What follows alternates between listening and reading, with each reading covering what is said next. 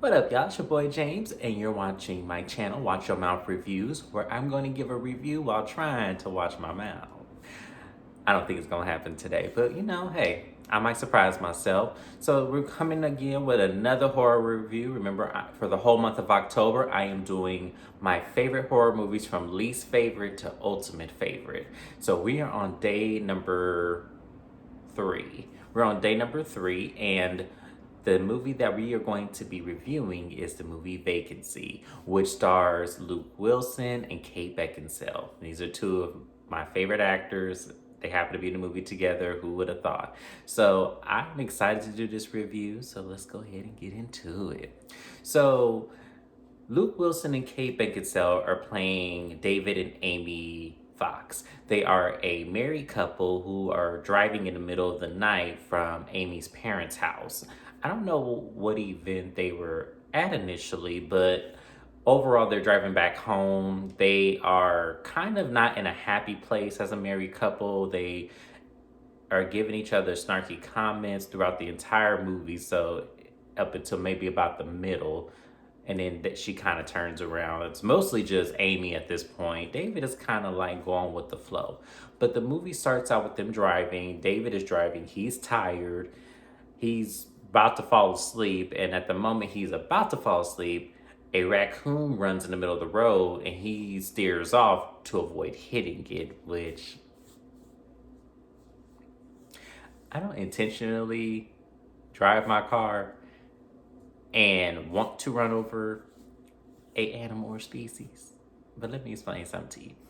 I ain't finna wreck my car trying to avoid hitting something, especially if I'm going at a speed that is over 60 miles per hour. It's not happening.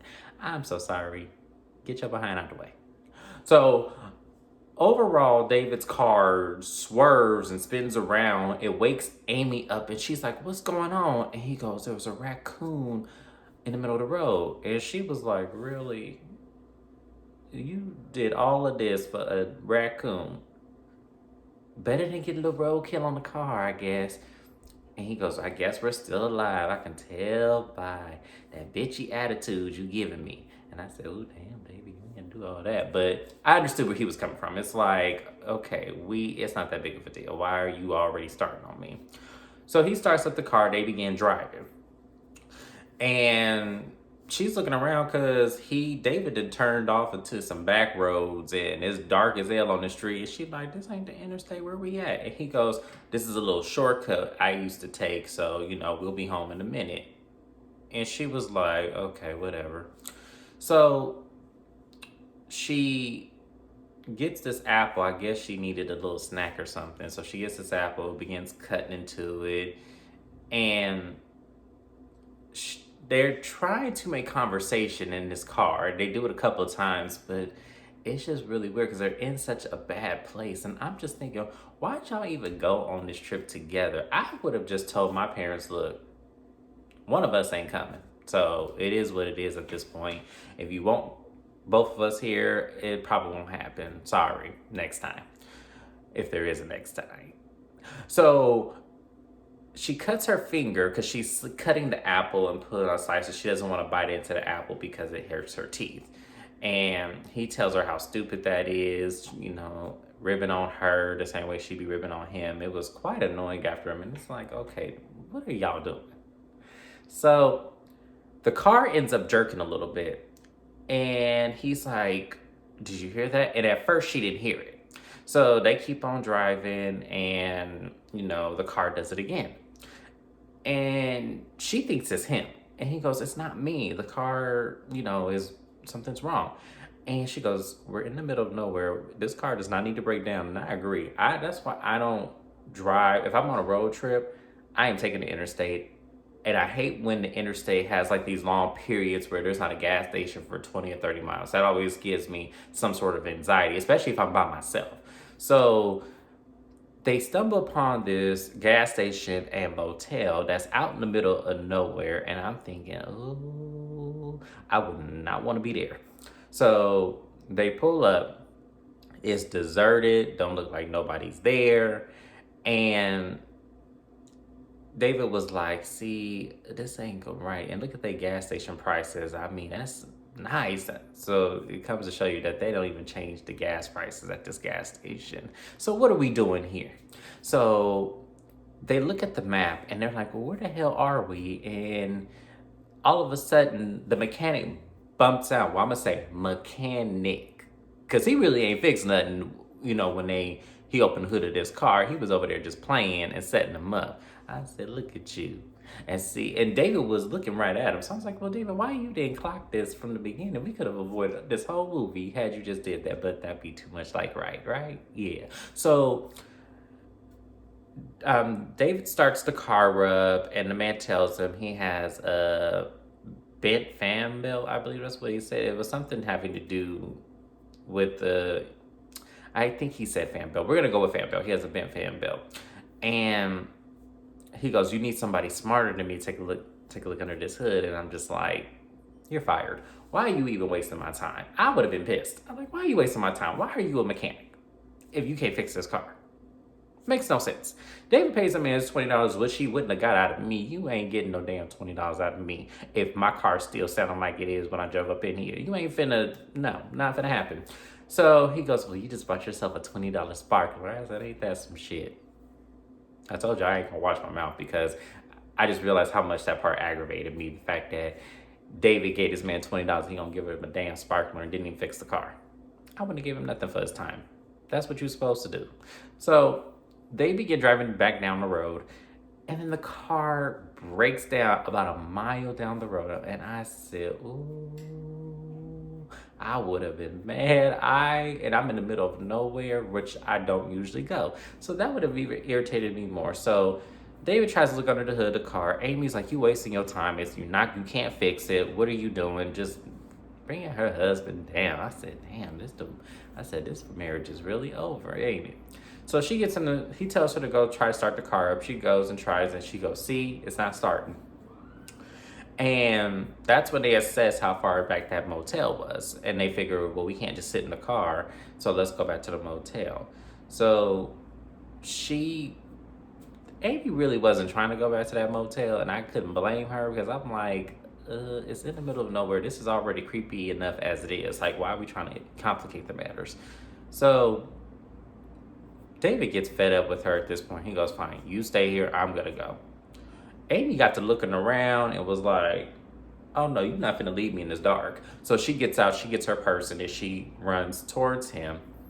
And he's trying to make conversation with her. You don't see stars like this in LA, and then they reference their son. Now, their son is a pivotal moment for them, and I think this is why they're divorcing, because Amy, before they walk to the hotel, she pulls out a picture of her son, and she begins to cry, and so their son is no longer living. And that's really where the majority of the snarky comments come from. It's like, he wasn't there. She did it all. It was kind of like that, she blamed him for not being present enough father, but it seemed like he was present enough. He was making all kind of references that the boy did. So I don't know what was going on there. We needed more backstory on that. But I think that's how they should start this movie, with backstory of how that son died, if that was going to be the pivotal reason of why they're at each other's throats. So they walk back to the hotel room, and when they walk into the lobby, they hear all this screaming. And my ass would have turned right back around and walked right out of it. That hotel attendant would have ended up having to chase me down the street, because there's no way I would have went back up in there. But David's like, no, because Amy, like me, Amy's like, we got to go. And he goes, no, it's probably just a movie. In which it did sound like a movie, but still, that was just creepy. So the guest service attendant from the hotel comes out of the room. He's this creepy little nerdy guy, and his name is Mr. Mason. Now, I don't remember anyone calling him Mason in this movie, but when you look it up, that's the character's name. So Mr. Mason comes out, and he goes, hey, folks, how you doing? You need you around? And they're like, yeah, but where's the mechanic? Because he tried to fix our car. The car ends up breaking down. Well, I think he went home for the night, but, by the way, I'm wide open. And Amy was like, I am not trying to stay here. So David's like, well, what choice do we have? Like, we can't do anything until the mechanic comes back. So David goes, fine, we're going to take a room. He goes, I'll give you to the honeymoon suite. Has a few perks of its own. And David was like, whatever, just whatever's fastest. And so David pulls out his credit card. He goes, oh no, we're not set up for plastic yet, sir. Cash only. I'd have been like, this old asshole motel. You mean to tell me you can't even take a credit card? I don't want to give you no money. Because I want to dispute this shit when I get home. Because it's some bullshit. I can already see it. But David ends up giving him some cash. And he goes, do you have a phone? We don't have no reception up here. He goes, yeah, that's quite the experience in the middle of these mountains. You ain't going to get no reception. But I got the payphone. It's right outside. You know, it takes dimes. And he goes, okay, I guess I'm going to need some change. So he gives him $1. And Mr. Mason taking forever to count 10 dimes. I ain't never seen nothing like, I think he gave him 12 if you ask me, but that's just me. And he goes, trouble is, I think because David was trying to call another mechanic, and he goes, trouble is, I think the mechanic in that town is closed too. And so David was like, well, I guess there's no point in these dimes then, huh? And he goes, guess not. He goes, enjoy your stay. And they're looking at him like, okay, yeah, this is not how we're trying to do this, is it? Like, this creepy man, this old ass motel, all these red flags, and Amy and David are just going for it, and I wouldn't have went for it. I would have went back to my car and tried my damnedest to start it, or try to find some way to get this shit running, because I'm not staying here. So they get to their honeymoon suite, and when you look at that motel room, it's like, oh my lord, I wonder what kind of honeymooners will stay up in here. What in the broke hell is going on in this motel room? I have no idea. So they're trying to unwind. They're in this unfortunate situation. This motel room is nasty as hell. And Amy is looking all at the sheets, the bathroom. She like, ooh, it's nasty. She even tried to take her medication. The water was all rusted. And I'm just like, y'all have me so messed up. Ain't no way in hell I stayed out after seeing all that. So she's like, I'm sleeping in my clothes. And David's like, I'm sleeping in everything, my shoes included. So they sit on the bed. And they're trying to kind of be nice to each other, I guess, because they're in this unfortunate situation of their car breaking down. And David was like, I guess, because Amy makes this reference, I should have told my mom about us. Like, why are we trying to pretend like we're this happy couple? And David kind of has a standpoint, well, why tell them something if we haven't even signed the papers yet? Like, let's wait till we sign the papers and then break the news to everybody. I think that's the right thing to do. So they start hearing some noises, like it's like banging on a wall, and it's coming from the room next door. And mind you, ain't nobody staying at this old raggedy ass motel, so who would be there? So David was like, what's going on? Like, what do you want? And Amy's kind of freaked out. She's like, David, no, don't do nothing. And he goes, well, what the hell? We got to get some sleep. So David said, I'm just going to go up to the lobby. So David goes up to the lobby and was like, hey, what's going on? There's somebody in the room next door to me that's making all this kind of noise. And Mr. Mason was all like, that's pretty strange, Mr. Fox, because y'all are my only hotel guests up in here. And he goes, are you sure? Because there's somebody that's making a lot of noise. We're trying to get some sleep. And he goes, well, sometimes teenagers come up here and, we would come and find shit in the toilet or the sheets all messed up. And, it's just, kids being teenagers. And I'm looking at Mr. Mason like, Mr. Mason, it looked like ain't nobody been up and down this road in 50 years. Who the hell is going to be in this motel room talking about some teenagers? Ain't no teenagers going to waste their damn time unless they trying some drugs that ain't nobody ever heard of. And because this place is secluded, this is where they coming. Get up out of here. Ain't nobody believing that shit. So David is kind of like, whatever. I just do something about this. I want to get some sleep. So he goes back to the motel room with Amy, and Amy's like, "What's happening?" He goes, "He's gonna go check it out. He has a 6 shooter. He's gonna go see what's going on." And David, at this point, because he's so riled up, he can't sleep. So he begins to put on some movies that are there, and it's all of these sequences of these people screaming as somebody's after them. And Amy's like, "Can you turn that off? Why are you watching this? I want to go to bed." And he goes, "Well, maybe, they have a little porn for us to watch." He kind of makes a joke. And Amy was like, whatever. So Amy takes her hair down and she's shaking her head. David's still watching it. And then David begins looking at these movies a little bit closer. And he goes, "That room looks so familiar. Like, what's going on here?" And so David begins looking around the room. Like, he's like, and then when he saw the dresser and the TV in one of those videos, he goes, "Amy, look at this." And Amy looks at it and she goes, "Is this room?" And he goes, "Yeah." Then all of a sudden the lights cut out. And I'm like, "Oh, no, no, no, no, no, no, no, no, no, no, no. We not gonna play these games. We not gonna do this. What the hell is going on?" So she goes, "Oh my God, David, what's going on? What are we doing? What are we doing?" And now she's kind of softening up because now she's scared. And I see, look at you. Look at you. Just when you thought you was, over him, now you need him. You need him to comfort you. So they back up into a corner. I would have never had done that. I would have been out the door. At that point, I wouldn't even have cared what was out there. We just had to fight. Because I'm not going to stay in a room where you could just walk in and get my ass. You're not going to do that to me. So they kind of had that same idea in mind because they began to walk out. They're like, "Let's just sneak out and just run back to the car." So when they run outside, one of the killers ends up facing them. And she goes, "Oh my God." And they run back into the room, and I believe it was actually two at this point because one of them just started running and we were like, "What the hell? This ain't track."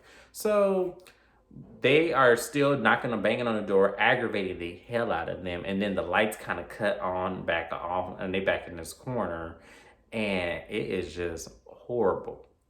So then the movie, well, not the movie kind of goes to a point where they haven't heard anything for a minute. So he goes, "Maybe I can use the payphone and call the police." And she's kind of like, "No, like," he goes, "We can't just sit in here. Like, we have to do something."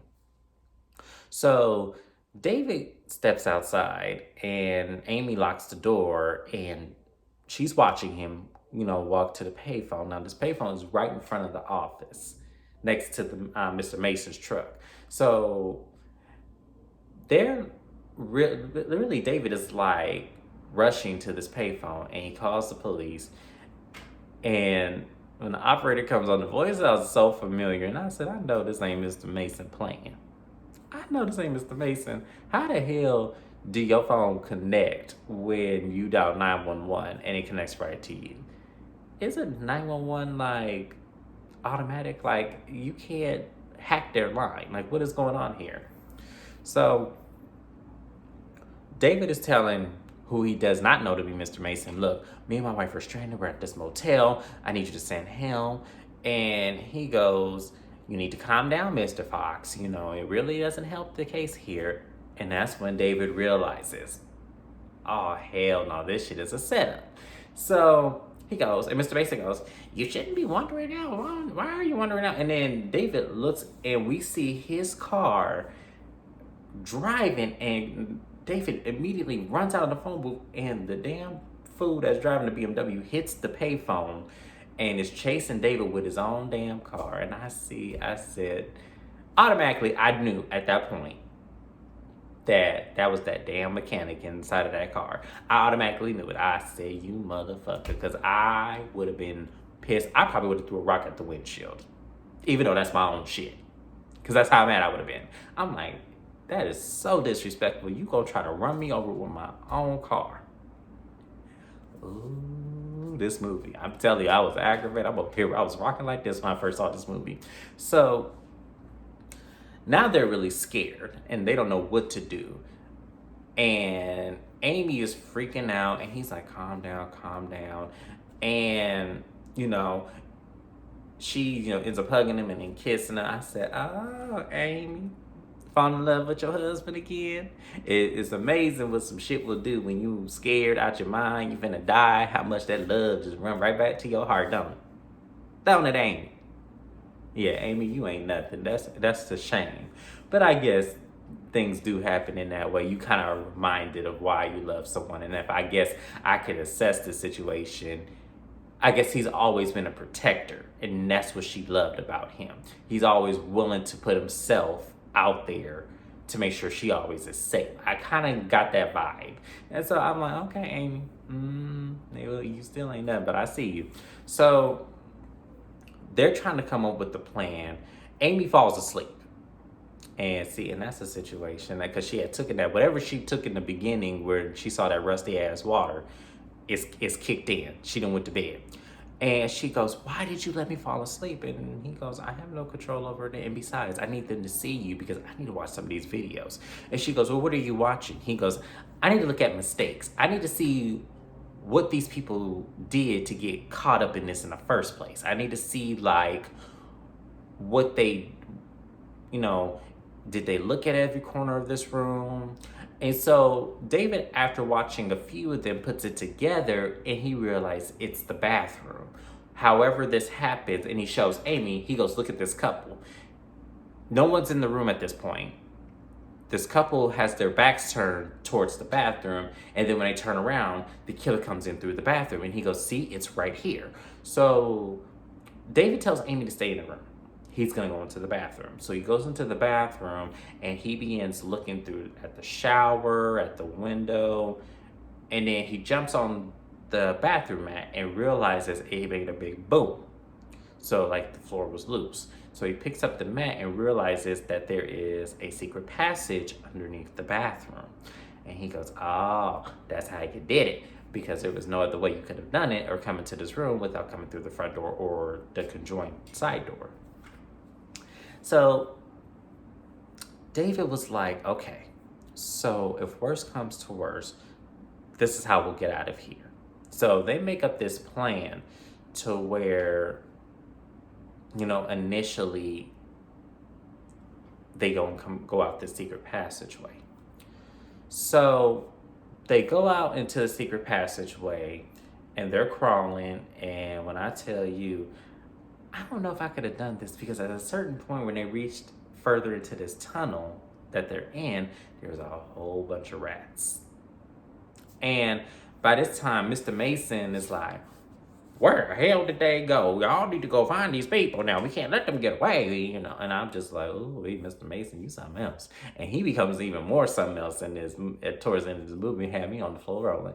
So they go into one of the doors in the passageway and it leads into the lobby of this hotel room. And mind you, Mr. Mason and the other two killers are trying to look for them. So Amy hits 911 and then Mr. Mason walks back into the room and realizes that, oh my God, they're in the tunnel. And he goes, you better go get them.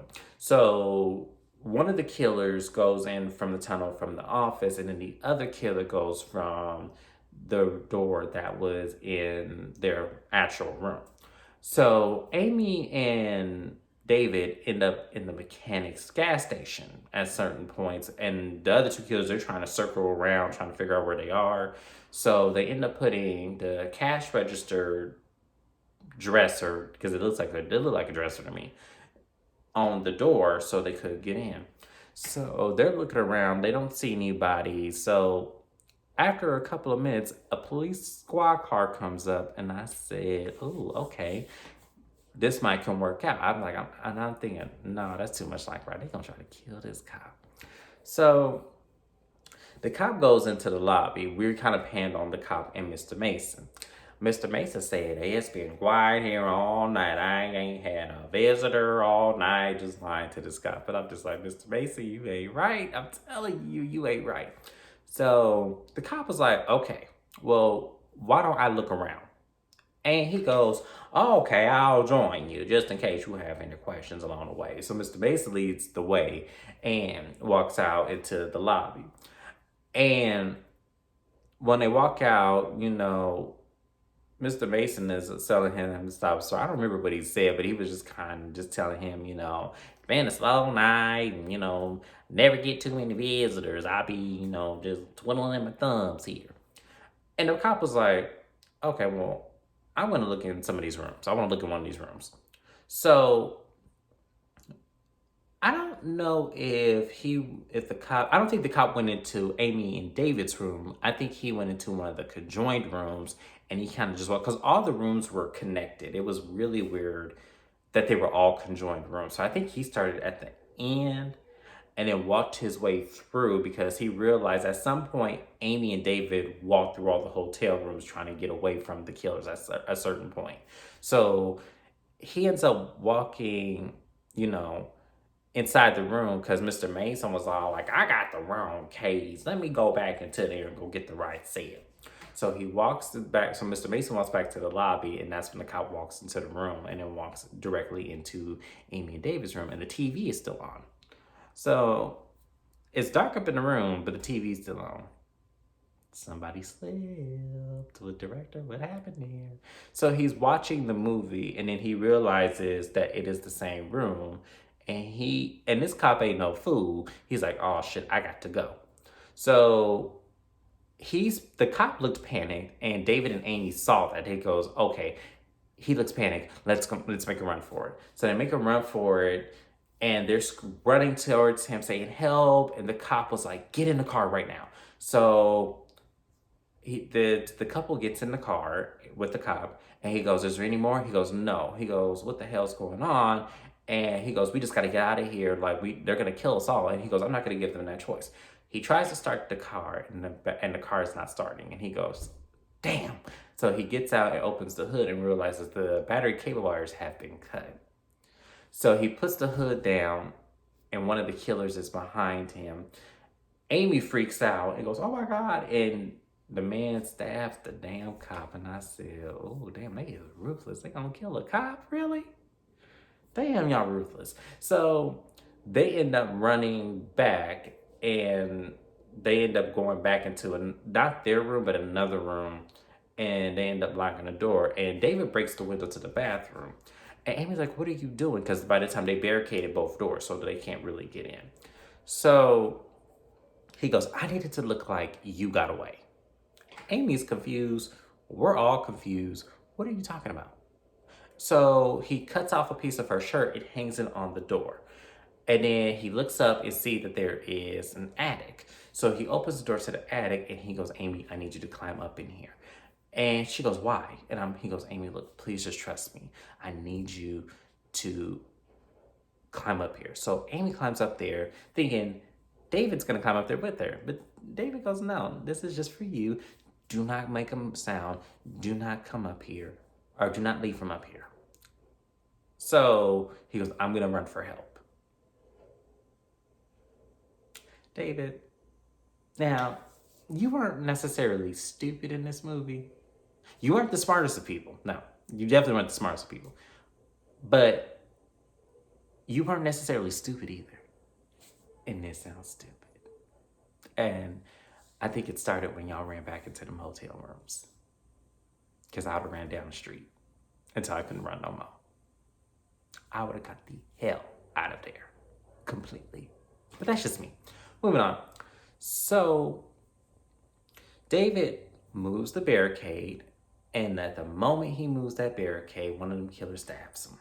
Oh, it was sad because all Amy could do while she was up there was just scream. And when you think about it, I think that was David's plan all along, that he was actually willing to die to make sure his wife got away. That was kind of the plan. I wouldn't have done it that way. It wouldn't have happened that way. We would have been some fighting mofos up in there until one of us didn't make it out. That's just how it would have went. But, David's the all-around American husband, willing to die for his wife. And it just, hey, ain't mad at you, David. Can quite commend you on that one. So Mr. Mason comes in, and realizes that they got David and goes into the bathroom and realizes, oh, she got away. Y'all better go get her right now. So the two killers run outside thinking she's out. Mr. Mason's still up in that room looking around and shit. And then he looks up towards the attic because, Amy's still kind of, she's making noise. She's kind of moaning. It's kind of like a moan. But he looks up and doesn't see her, so then he walks out of the room. Whatever that medication, that antidepressant she took, it kicked in again because Amy then fell right back asleep. And it's the next morning. Amy comes down from the attic. And I guess this was one of the killer's room because he walks out from the bathroom right behind her and she runs. Now, what ends up happening is Amy sees her BMW that's way back in the cut. So she runs towards the BMW and she gets in and they didn't took off the ignition and stole the BMW. So she's trying to start the shit, and then one of the killers, I guess he circled around and ran, so he runs up on the car and literally breaks the sunroof, and she starts the car up and she puts it in drive and she dukes it. And I mean, she's swerving and shit, man trying to get her, she's screaming. The other killer walks out of the room. And she said, fuck it. She steps on that gas and she drives right through the hotel room. It was quite funny. I said, now, Amy, I ain't even mad at you. Because at this point, they got to go. So when she gets out of the car, the man who's on the sunroof, he's dead. Ain't no way you survived that. And the man she ran over ends up being the mechanic guy, and she sees him, and he kind of's like, oh shit, she saw me, but he's stuck, can't move, and then he eventually passes out. And I think he's dead too. Next thing you know, we hear Mr. Mason in one of the conjoint rooms. Mr. Mason said, oh shit, she done killed my killers. Lord have mercy, she done killed them. So Amy goes back into the office and she tries to get the phone, but remember Mr. Mason rolled up that phone cord, so couldn't nobody make no calls. So she's like, oh shit. And then she hears the door open because every time the door opens there is a chime. So she hears the door open and she's like, oh shit. So she looks out in the lobby and doesn't see Mr. Mason. And then Mr. Mason tackles her back into the room and he goes, I should have fucking killed you last time. I should have killed you. Look at this motherfucking camera. Look at this camera. Look at this camera. Look at this camera. Look at this camera. I want to see your face. I want to see your eyes. I want to see your eyes. And she said, fuck you. And kicked him in the balls. And I said, yes. And he goes, whoa. He always had like some kind of reaction to whatever she did. And it was quite abusive. So he throws her over the lobby and mind you, she tried to pick up a gun, but the gun flew and she ends up landing on the gun. So she points the gun at him and begins shooting. And she shoots one in the chest. He goes, whoa. And she shoots him again and he ends up dying. And I said, Amy that took out all three of these dudes. I said, Amy, you a beast. So she goes back to David at this point. And David isn't dead. And she goes, oh my God, David. She goes, I love you so much. I love you. And oh my God. She goes, hold on for me. Hold on for me. And then finally she goes back into the lobby. She calls the police and says, me and my husband have been attacked in this motel room. And then calls the police. Police show up and that was it. This movie was so crazy. The reason why it's my least favorite, one of my least favorites, is because I like a game of cat and mouse as I did yesterday, P2. I love that kind of dynamic because it's so crazy and it's like, they make it so realistic. It's like, what do you do in those situations? And I love when movies give me that feeling. Like, what would you do in this situation that could be realistic? There's a lot of back roads in California because that's where this is based on. Vacancy is based on like, it's not based on a true story, but it's based on like an event. So something similar to this has happened. And I'm sure it is. Like, I'm sure that there's lots of hotels out there like this, but this was a great movie. It's Vacancy. It was made in 2007. I don't know what streaming platforms it's on because I actually own the movie. I own pretty much every one of my favorite horror movies, so I don't have any streaming networks on it. But if you have a streaming network and you happen to see it, definitely watch it. It is a good movie. That's it, y'all. So go ahead and like, comment, and subscribe. I would love to connect with anyone who's watched my channel. Thank you so much for the support. We're going to be doing this every day of October, and I'm also going to be picking up some reality shows along the way as well. I'm going to make a separate video to announce which shows I will be picking up and start this YouTube thing off right. So I hope you guys have a great day. I'm going to enjoy the rest of my night and have a good one. Bye.